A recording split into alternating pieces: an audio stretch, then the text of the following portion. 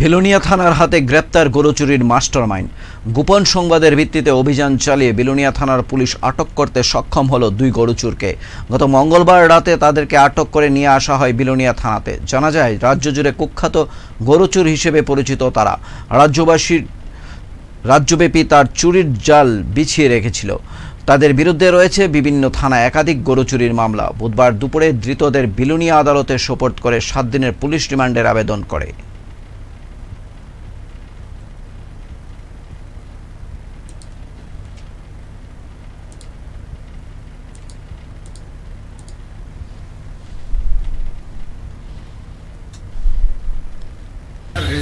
চব্বিশ ইংরেজি তারিখ বিলোনিয়া থানায় একটা খবর আসে যে শিবপুর সঞ্জীব নাগের বাড়ি থেকে 4টে গরু চুরি হয়ে গেছে।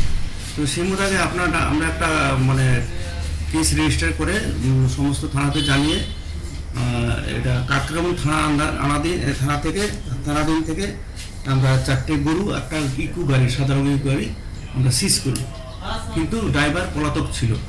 তো আমরা সোর্স মাধ্যমে লাগিয়ে গতকালকে মিজান মিয়া, আমাদের এই কেসের তদন্তকারী অফিসার শিবশঙ্কর সহ মেলাগড় থানার টিম মিজান মিয়াকে অ্যারেস্ট করে।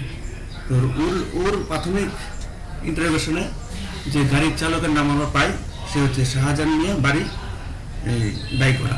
তাকেও আমরা বাইকড়া থানার সাথে আমাদের তদন্তকারী অফিসার শিবশঙ্কর বাইকড়া থানার পুলিশের সাথে যৌথ উদ্যোগে সেটাকে অ্যারেস্ট করা হয়, নিয়ে আসে।